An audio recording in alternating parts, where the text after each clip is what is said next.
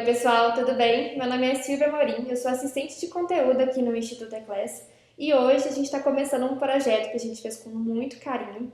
É o nosso podcast, que vai servir como uma fonte de informação para você sobre engenharia, arquitetura, tecnologia, carreira, mercado, tudo o que você precisa saber está aqui nesse podcast e a gente vai trazer ao longo dos nossos episódios profissionais da área, professores, alunos, pessoas que têm trajetórias importantes, marcantes, com carreiras legais. Então, fiquem ligados, os próximos episódios vão saindo. Acompanhem as nossas redes sociais. Não deixem de sugerir temas também. E vamos lá começar esse projeto bem bacana que a gente preparou para vocês. Hoje eu estou aqui com o Ailton Santos. Ele é o nosso engenheiro de manutenção no Instituto Eclass e na Arquimedes. Alguns de vocês já devem conhecer ele. Ele vai estar ajudando a gente aí a conduzir esse podcast. E para o nosso primeiríssimo episódio, a gente decidiu abordar um tema que é muito importante. É um tema relacionado ao nosso curso que é pioneiro, que é a Engenharia Clínica. E nós decidimos falar hoje sobre a importância das ciências biológicas para a engenharia clínica e para a formação do engenheiro clínico. E para isso, a gente trouxe uma pessoa que é muito importante aqui no Instituto, uma pessoa que muitos dos nossos alunos já devem conhecer, que é a Patrícia Zambuja. A Patrícia, ela é bióloga, anatomista, especialista em engenharia biomédica e engenharia clínica, mestranda em neurociências e professora aqui do Instituto. Então, Patrícia, é um prazer receber você aqui hoje. A gente está muito feliz de estar aqui começando esse episódio com você. O prazer é todo meu. Eu quero agradecer o convite e é uma honra estar aqui, fazer parte dessa equipe de um curso diferenciado, né? Que a gente pode ver pela própria postura e engajamento dos bastidores em torno desse, né, da preparação e da execução desse curso. Beleza, obrigada, show. Ailton, você quer falar alguma coisa? Se apresentar um pouquinho também para o pessoal que não conhece você ainda? Então, pessoal, eu tenho 9 anos de experiência aí já no segmento hospitalar, já passei por algumas facetas aí, digamos assim, né? Da parte de dentro do hospital, fora do hospital, empresa representante. Então, eu vou tentar contribuir um pouco aí também nesses bate-papos, nesse nosso primeiro episódio, nos próximos. Então, acho que agora é só começar a discorrer o assunto, que vai ser bem legal aí o nosso bate-papo. Patrícia, conta pra gente também um pouquinho da sua trajetória, para as pessoas que não conhecem você ainda.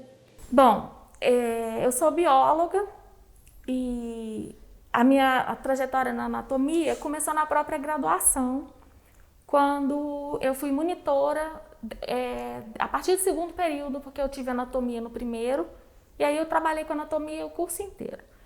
Um pouco antes de eu formar, eu passei num concurso a nível nacional da rede SARA de hospitais do aparelho locomotor, e eu fui ser anatomista lá. E, inclusive, essa foi a parte mais, assim, eficiente da minha formação como anatomista. Porque lá todos os profissionais de saúde fazem somente essa disciplina novamente, como preparo para o serviço, para a tarefa no hospital. Então, dependendo da sua formação, né? Então, o pessoal administrativo, não só os médicos, enfermagem e tal, todo mundo faz anatomia, obviamente, no nível de profundidade que é exigido para a profissão, né?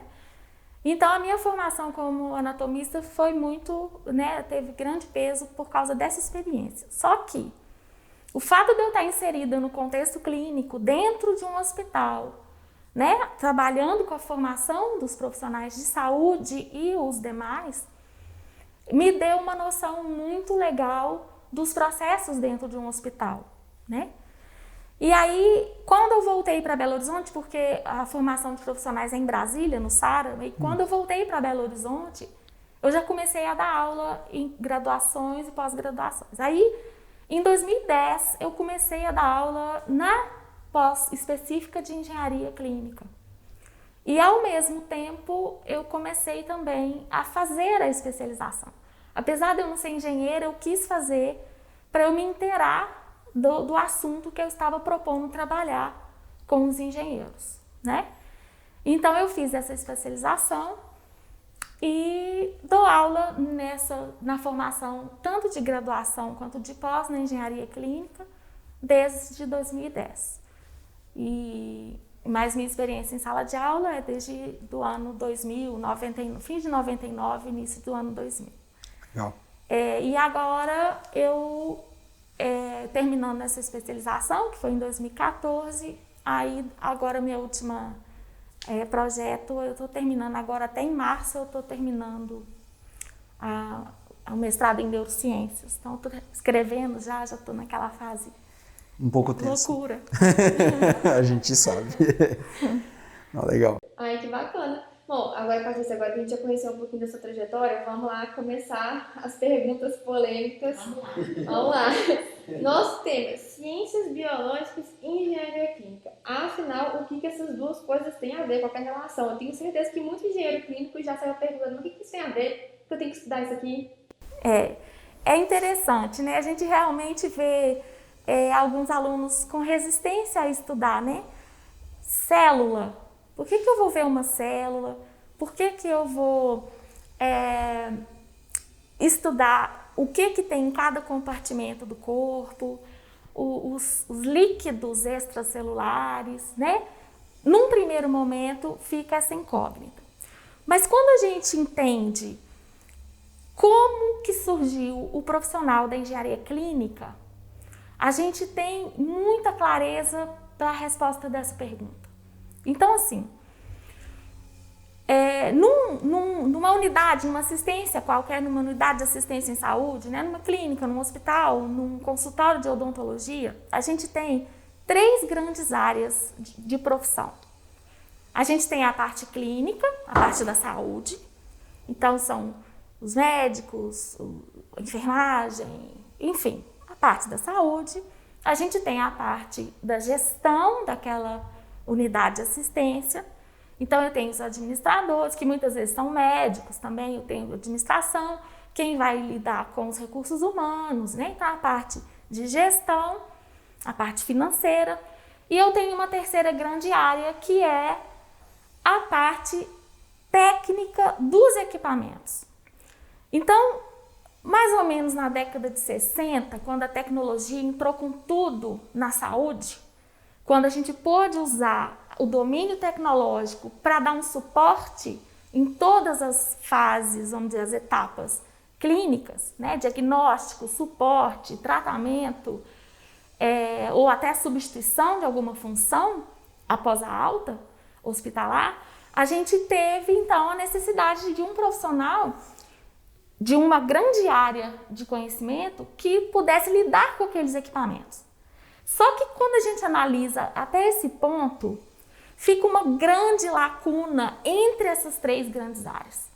Fica o pessoal da saúde, a gestão e os profissionais que entendem de equipamentos. Ou seja, rapidamente se observou a necessidade de eu colocar alguém que preenchesse esse espaço e que principalmente pudesse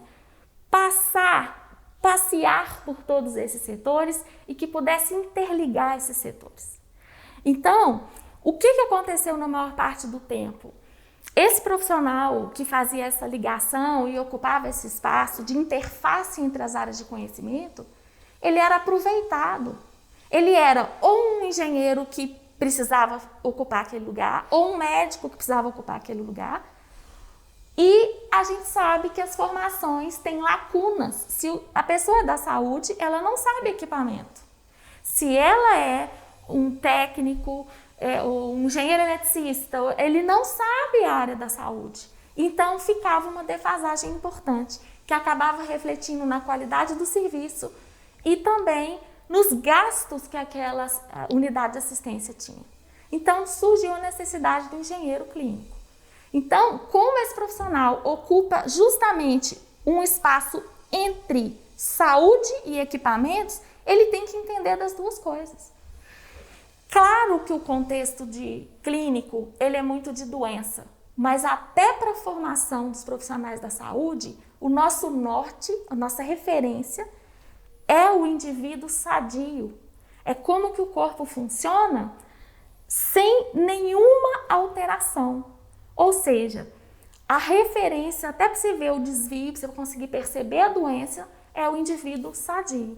Então, a gente precisa, na formação do engenheiro clínico, há uma exigência muito grande da gente conseguir ter uma noção do funcionamento do corpo humano. Não só do funcionamento, da estrutura e da função. Então, a gente tem uma combinação de anatomia e de fisiologia para a gente ter a formação completa do engenheiro clínico. Isso daí é até engraçado, né? Você estava falando, eu estava lembrando um monte de situações que eu já vivenciei. Uma delas foi justamente de ter corpo clínico, administração e pessoal técnico.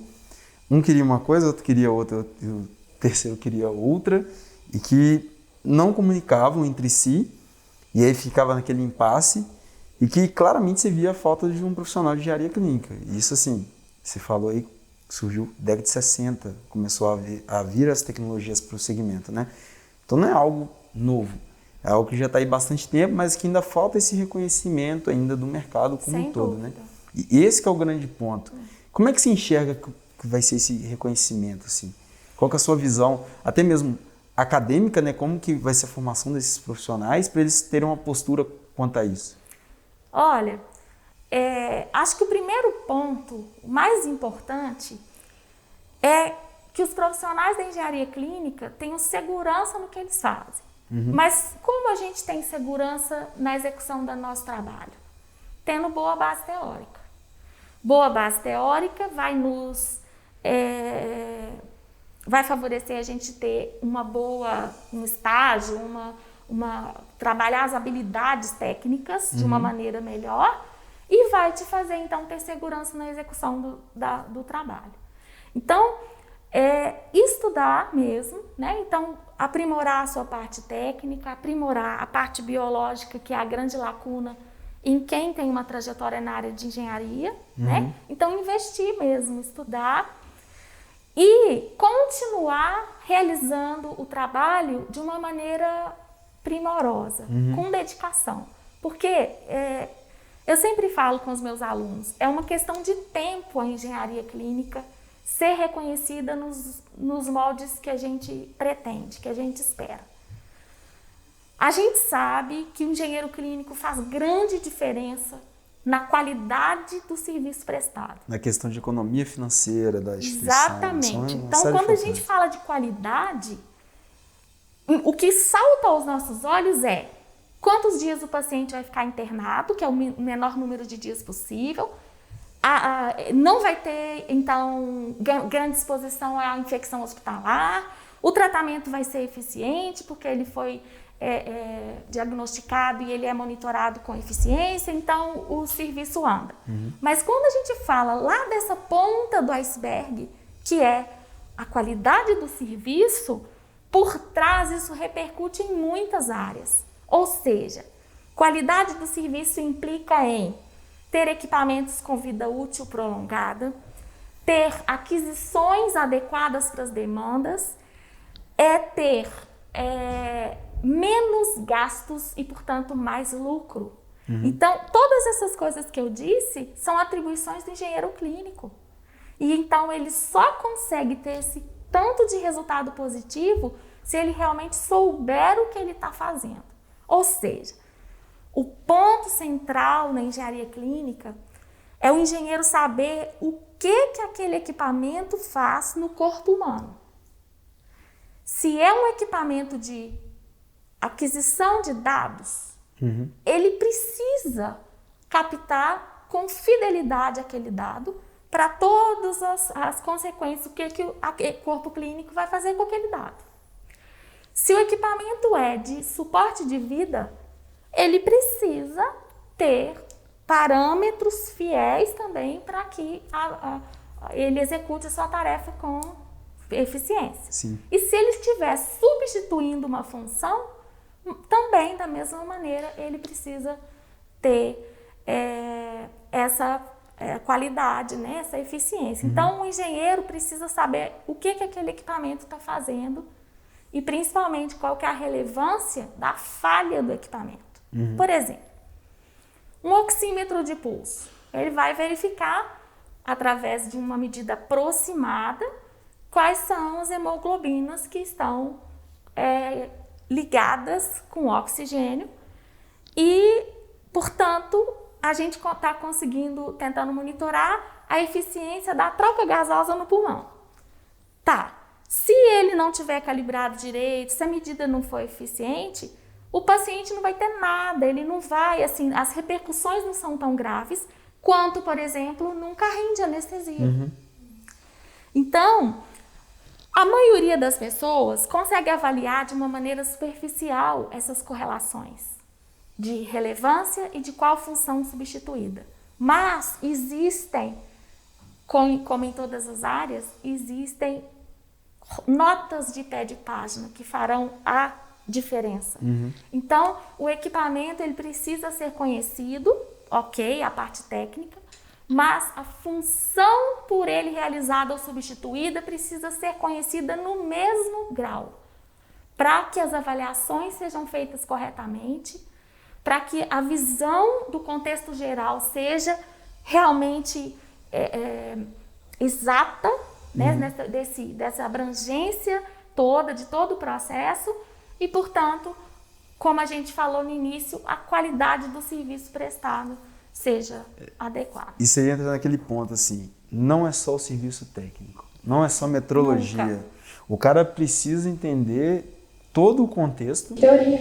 Exatamente. E não só para uma avaliação, né, pontual ali dos equipamentos, uma melhor interpretação, né, do equipamento, porque muitas vezes o profissional pode ser que ele está ali com um baita instrumento na mão dele, ter ali um checklist para conferência, mas se ele não entende a real finalidade, onde que vai estar atuando, qual que seria o comportamento ideal dentro do contexto, igual você mesmo citou, no paciente sadio, fica totalmente complicado dele ter certeza naquilo que ele está fazendo. Sim. E isso é bastante crítico. Até mesmo o entendimento, né, das questões de fisiologia, semiologia, essas distinções que muitas vezes não se tem clara no mercado, atrapalham um pouco em cima disso. Pode ser que a gente não está visualizando ainda esse impacto, mas tem aquele impacto. Aí eu tô fora a questão da comunicação do engenheiro clínico com os outros profissionais do hospital. Exato, né? exato. Primeiro, Ele virou uma você ponte. tem que ter credibilidade, né? Você tem que ter credibilidade. Sim. E aí, como é que você vai, por exemplo, você recebe um equipamento novo, uma tecnologia nova, você vai ler o manual. Você vai ver como ele funciona, o que ele faz ou substitui. Como que você vai passar isso para a equipe se a base daquela função você não tem segurança? Ou, como você vai argumentar com os gestores que tal modelo de um dado equipamento vai ser melhor para a gente adquirir do que um outro modelo que é muito mais barato? Quais Como são os você diferenciais? Qual o diferencial? Exato. O que eu vou ganhar com isso, gastando muito mais dinheiro com esse O equipamento? que justifica aquele valor entra Exatamente. justamente nisso. Então, por exemplo, é claro que alguns argumentos biológicos, eles vão ser facilmente compreendidos pelos gestores ou pelo corpo clínico, que também muitas vezes entra na avaliação, né? Exato. Na aquisição. Como se diz, é todo mundo junto ali no mesmo propósito. Mas, muitas vezes, o diferencial é apenas tecnológico ou técnico. Sim. E você vai ter que falar, olha, esse diferencial técnico, ele vai agir dessa maneira vai te entregar na tal tipo de aquisição. benefício. Exatamente. Então, você tem que saber E argumentar. muitas vezes vira meio que um jogo de batata quente, né? Tipo assim, quem que é a responsabilidade de escolher isso? Do engenheiro clínico, ele se vira e pesquisa no mercado e olha e ele decide. Mas aí gera aquele impacto. Será que a decisão dele foi acertada? Pois é. Aí faltou o quê? A comunicação, essa ponte, essa interação, né, com todo mundo, para saber que realmente é isso daqui que vai precisar e tudo. E eu via muito isso. Tinha muito técnico que falava assim, nossa, para que eu vou ver isso daí de fisiologia? Eu não vou virar médico. Geralmente é esse argumento que a galera passa, né? Mas só que se você for olhar num contexto geral, não é para você virar médico, mas você vai ter que argumentar com o médico. Então, por exemplo, na minha vivência, eu já peguei problemas em ventilador pulmonar e outros equipamentos que eu tive que, primeiro ponto, chegou para mim o equipamento, eu não tinha informação completa do que estava acontecendo. Então, eu buscava aquele profissional que teve o problema e tentava entender. Cara, o que aconteceu aqui no seu equipamento, o que está funcionando, o que não está, qual foi o cenário para eu entender ali, para um diagnóstico mais completo. E aí, muitas vezes, no início, que eu comecei como técnico em eletrônica, no início, o médico falava alguns termos, eu cortava ele e falava assim, Grego, né? me desculpa, o que é isso?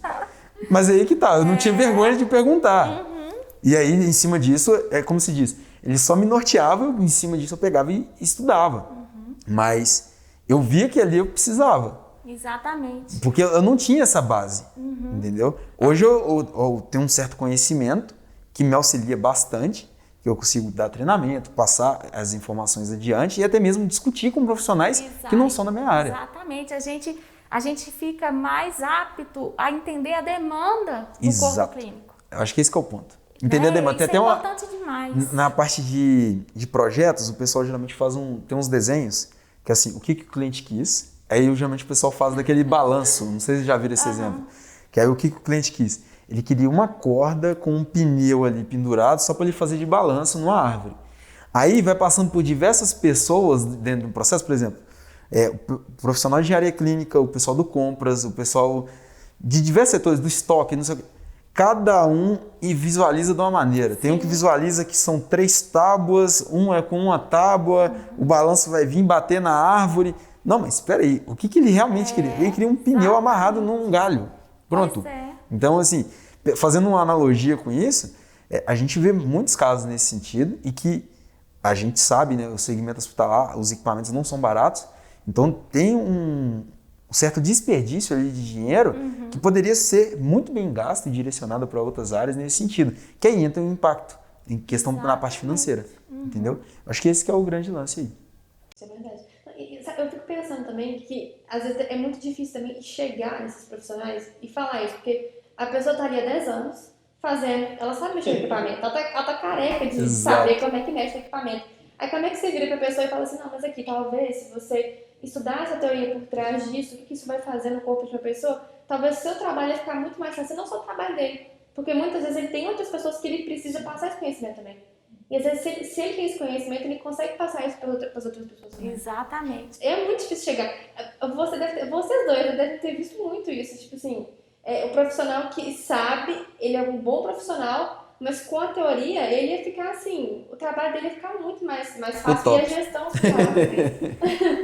assim, na minha trajetória acadêmica, eu sempre me deparei com esse tipo de resistência, com esse perfil. É muito engraçado, porque todas as profissões que têm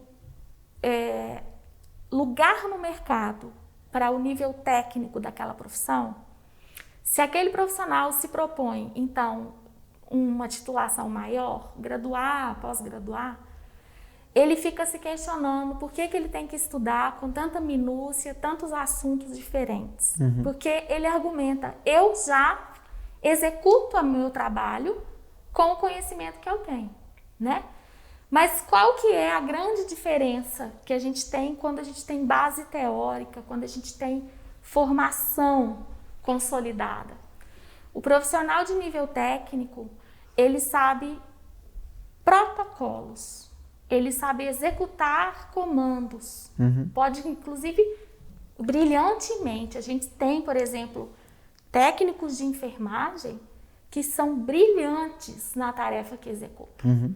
Agora, toda vez que há uma exigência de um raciocínio, de uma mudança no protocolo, de algum ajuste, não há base para mudança. Então, uma demanda nova chegou, né? Então, qualquer coisa que você precise vislumbrar uma aplicação diferente para aquela tarefa, para aquele equipamento, para aquele uma solução protocolo, ali para um problema. Qualquer que não sai. Não sai. E aí eu tenho uma grande chance de ter um erro grave, inclusive com implicação de morte, né? Isso. Então, é a diferença do profissional que tem um embasamento, que tem uma formação de qualidade. Ele vai conseguir ver a situação geral e decidir. A tomada de decisão, ela é completamente diferente, porque o indivíduo tem mais elementos para considerar na decisão. E é para a vida, né? Eu acho que... Sem dúvida. A gente muitas vezes encara aí rotinas, né? Fica sempre em cima daquilo. Quando tem mudança, se você não começa a ter esse tipo de raciocínio, dificulta bastante. Então, eu acho que extrapola um pouco até mesmo a questão profissional, né? Vai para a questão da esfera pessoal, na questão de tomadas de decisões rápidas, mais assertivas, né? E isso gera bastante impacto. Exatamente. Patrícia, você falou também aí das pessoas que buscam essa especialização, crescer nesse âmbito profissional, mas até mesmo a gente vê especializações hoje que não tem ciências biológicas na grade. Você acha que isso é preocupante?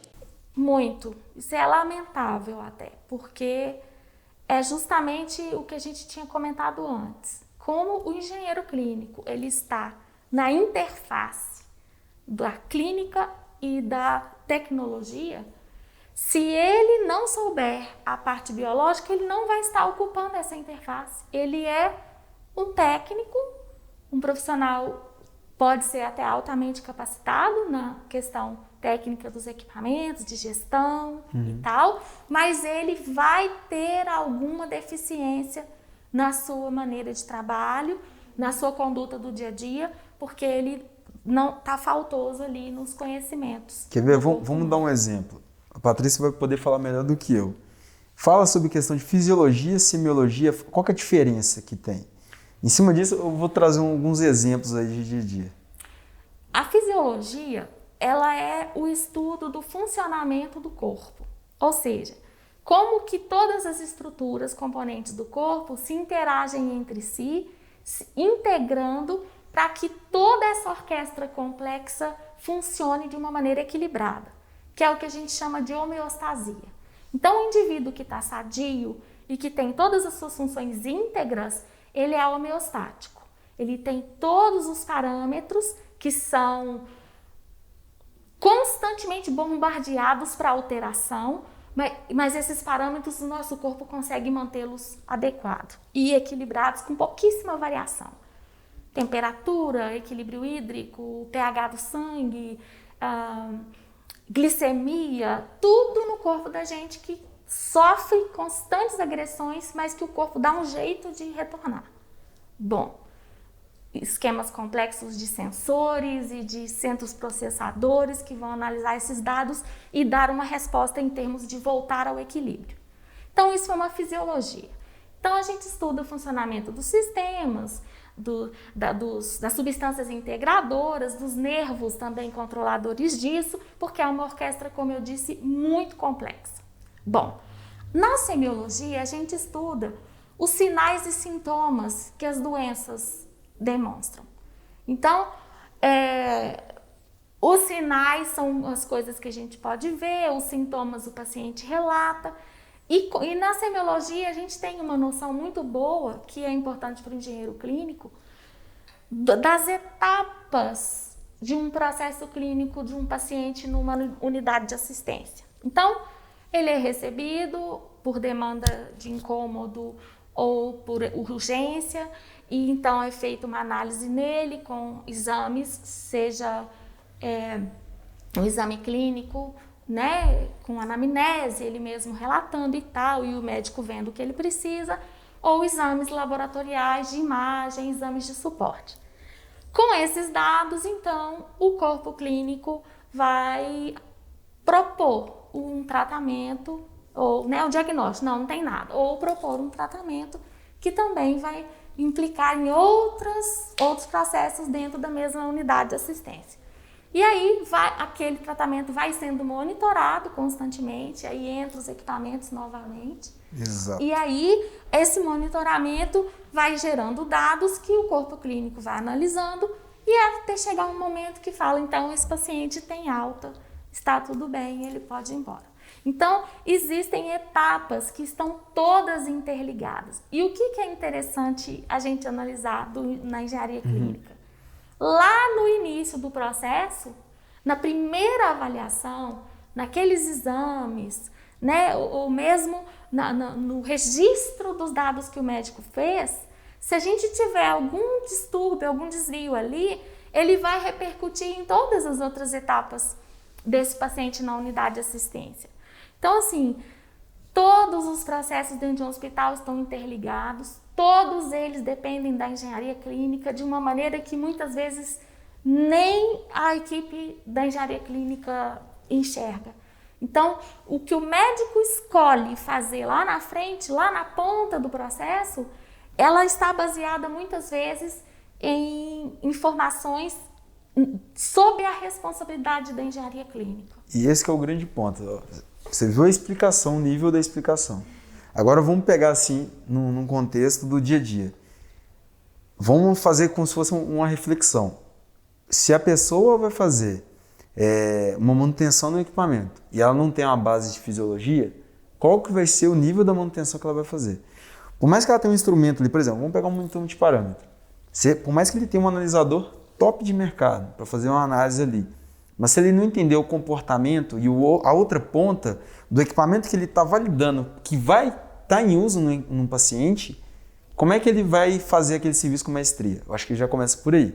E na outra ponta, que eu acho que entra o contexto de simiologia, que eu acho que é bem interessante a gente fazer essa distinção, por isso que eu te pedi, porque pensando no contexto de um hospital, o engenheiro clínico ele está atuando em diversas frentes, ele entendendo essas pontas, ele pode propor soluções e atuar proativamente, impactando em cima disso. Excelente. Então, eu acho que é justamente esse o grande ponto e a justificativa do porquê que ele tem que ver.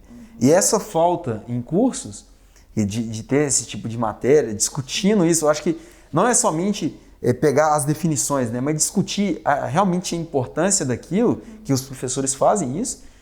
Cara, você tem uma perda muito grande.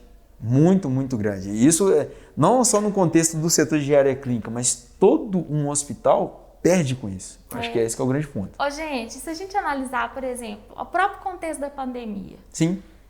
A gente tem um vírus que a gente não conhece direito, a gente não sabe o que ele faz coisas diferentes, sintomas diferentes. Tem hora que o pessoal fala que faz e não faz, e como é que você age? Ou seja, é evidente a necessidade de atualização que nós vamos ter daqui em diante. Sim. Como que um engenheiro clínico vai ler um artigo, por exemplo, uma revisão, um estudo de revisão de qual que é os parâmetros, quais são os parâmetros ideais para intubação, protocolo de intubação de um paciente com Covid. Ele vai ler aqueles termos biológicos lá e não vai entender como que ele vai aplicar o serviço dele para essa doença específica tão importante. Qual o ventilador que ele vai escolher que vai atender para esse tipo de patologia, dentro desse contexto totalmente conturbado? Se ele não tiver essa base, essa referência, ele pode comprar um equipamento em que muitas vezes ele vai precisar de 2 equipamentos. Aí o custo dobra, porque, vamos supor, ele compra um ventilador que só faz ventilação controlada. E aí, obviamente, um dado momento você vai precisar de ventilação de suporte para fazer o processo de desmame daquele paciente. Se ele comprar um que só tem controlada, ele vai precisar de um outro para fazer essa parte de desmame. E aí, se o paciente voltar para um estado crítico, ele vai ter que tirar desse e voltar para o outro. Então, entra na questão de especificação. E entra de entender todo o contexto. Exatamente por isso que na parte biológica, na hora que a gente propõe assim, então vamos estudar a mecânica respiratória. Como que uma pessoa respira normal? Como que nós estamos respirando? Que é uma coisa que a gente não repara. Exatamente. Exato. Então você vê que a ação é muscular. Aí na hora que vocês... E é engraçado demais, porque é curioso, porque quando os profissionais já atuam há muito tempo, eles começam a falar, olha, agora que eu tô entendendo por que eu faço tal coisa assim, assim, assim. Você repara a sua respiração? Nunca, jamais. Só quando alguém fala, agora eu tô aqui reparando. Exato, aí você sabe que tem relação INS, frequência. Aí você começa a analisar todos os contextos, a dinâmica, aí você começa a enxergar diferente. Mas é fisiologia. Pois é. Eu peguei algo diferente que não. Peguei o exemplo que é o nosso próprio corpo, que é o objeto de estudo. Todo mundo faz, né? Então, Exato. Muito interessante. Então, assim, aí na hora que você começa a abordar uma região do encéfalo que tem núcleos com controle automático da respiração. E aí, na hora que você vê, não, um paciente entubado, ele está sedado. Então, essa mesma área onde tem os núcleos controladores de respiração e cardíaca está anestesiado. Ah, então a máquina tem que ter um fole para fazer o papel da musculatura que estaria sendo controlado por essa região. Então, assim, são detalhes muitos minuciosos, sim, chato de estudar, mas que fazem toda a diferença como resultado final. Aí você falou de pandemia e eu fiquei pensando, se o corpo humano já é muito complexo, você imagina esse corpo com um vírus Igual você falou, que a gente não faz ideia do que faz, a gente não faz ideia do que pode causar no corpo humano. Então, eu não falo isso nem só por questão de médicos, né? Mas mesmo para o engenheiro clínico, igual o Ailton falou. Quais equipamentos vão ser necessários para cada paciente. Talvez um profissional, um engenheiro clínico, já ciente desses conceitos de ciências biológicas, já tendo essa parte teórica firme, ele pode ser de muito mais valia para qualquer instituição de saúde. Sem dúvida. Se valoriza o profissional num nível absurdo. Mas a gente esbarra nesse problema de muitos profissionais realmente não terem essa vontade de estudar, ou então terem muita dificuldade. Eu vejo isso também. Eu vejo que tem muitos que querem, sim, aprender essa parte mais teórica, desenvolver essa parte, mas esbarra na questão da dificuldade, porque vocês mesmos falaram, né? Não é fácil, é chato, é difícil. Então, assim, como que vocês acham que isso pode ser facilitado? Como que a gente pode facilitar esse estudo das ciências biológicas para os profissionais que são de exatas, que estão acostumados com números e com cálculo? Ótimo. É assim, eu só queria observar que quando eu falo chato, é chato no sentido de detalhado. Sim. Não é um negócio objetivo e 2 mais 2 são 4. É cheio de interferências, é cheio de detalhes. Tem várias variáveis. De variáveis.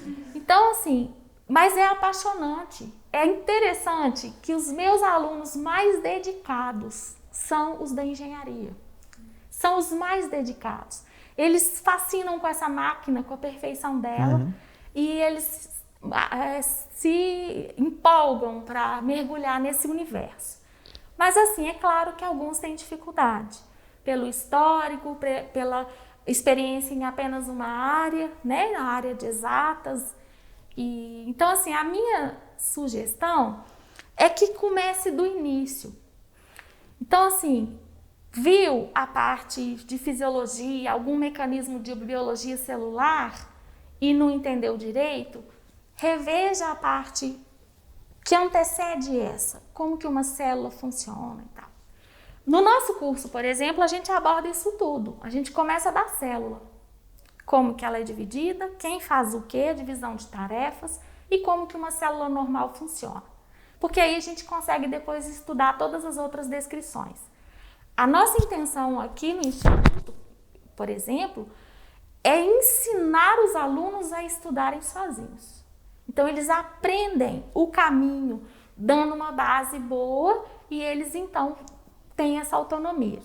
E a gente também prima pelo acesso que os alunos têm conosco. Então, por exemplo, alunos que têm dificuldade me procuram. Falam, professora, como que eu faço? Me dá alguma outra sugestão, algum texto, para eu ir trabalhando. E a gente vai fazendo isso. E as próprias estratégias de ensino que a gente usa vão favorecer isso. Então, a gente tem, por exemplo, a oportunidade de fazer tarefas, de fazer atividades que eles possam se autoavaliar antes, ao longo do processo, antes de terminar a disciplina, né? Então, assim, é muito bacana o retorno, o resultado que a gente percebe. Eu recebi ontem uma mensagem de uma aluna, fiquei muito feliz. E ela falou e ela tirou total na prova de fisiologia.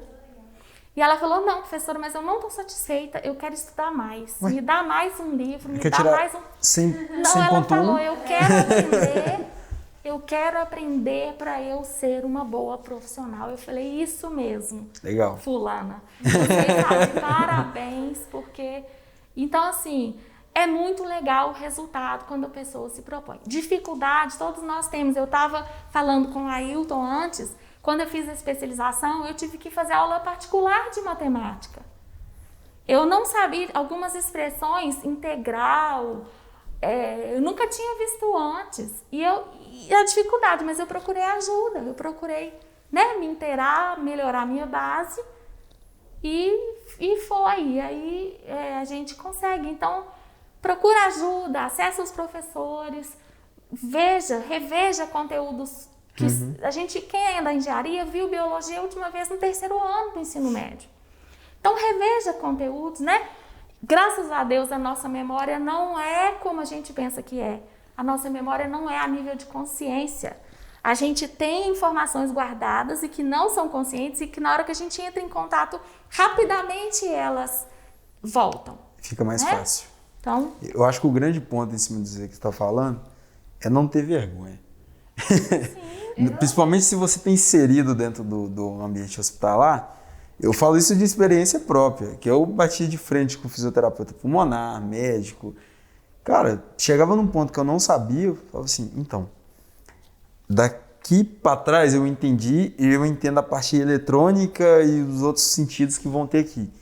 Isso daqui eu não entendo, você pode me explicar? É até mesmo questão de humildade, né? Você sabe identificar uma falha sua nesse sentido, um impedimento, e tentar entender aquele contexto, que eu acho que isso que é o grande ganho que você tem. Acho que em qualquer faceta da vida aí, você não perde nada com isso. E não ficar só naquilo. Acho que se a pessoa ficar totalmente conformada, igual você citou o caso da aluna aí que te mandou mensagem, você vai falar, não, aqui tá bom. Não. Ainda mais essa área que está em constante evolução, carece ainda de mais evoluções. Eu acho que é bem interessante a gente estar sempre inteirado. Então, basicamente, se você está nesse contexto, você vai estudar pro resto da vida e continua esse estudo pro resto da vida. Exatamente, ninguém sabe tudo, nós estamos em constante revisão, reorganização dos nossos conhecimentos, do que a gente sabe, e isso é uma vantagem, isso é um privilégio, porque aprender é muito bom. A gente está sempre reciclando, sempre agregando outras informações, então, né, ninguém sabe tudo. Não, e o legal, ninguém sabe. Olha só para você ver, a gente teve o contexto aí da Covid, da pandemia e tudo, ainda estamos ainda nesse período. O legal é que muita coisa que está sendo utilizada não é algo que surgiu da noite para o dia. Eram coisas que já estavam aí, então, ao longo do tempo, o que eu quero dizer com isso? Ao longo do tempo, o aprendizado que fica, ele pode ser aproveitado em outras mudanças, que é o que entra aquele contexto que você falou, da pessoa que está mecânica ali. Então, ao longo do tempo, ele pode ir utilizando e permeando. E você sabe que muita coisa foi aprendida agora, né? Sim, muita coisa muita na coisa. conduta clínica. Agora eles falam, a gente pode fazer assim. Mas eles tinham uma base. Se não tivesse a base, exatamente. Se eu não tivesse a base com uma segurança de eu monitorar uma mudança, não seria feita a mudança. Exatamente. A gente está falando aqui das vantagens de ter esse conhecimento mais teórico para aprendizado, né, para desenvolvimento profissional, mas agora eu estou vendo isso também como uma visão de mercado. Um profissional que tem todas essas qualidades, ele vai ser extremamente valioso para qualquer empresa, entendeu? Ele vai ser assim, disputado agora, disputado, sabe? E eu acho que vai ser muito difícil uma instituição de saúde não querer ter um profissional que tenha esses conhecimentos. Sem dúvida. Eu acho que isso faz uma diferença enorme.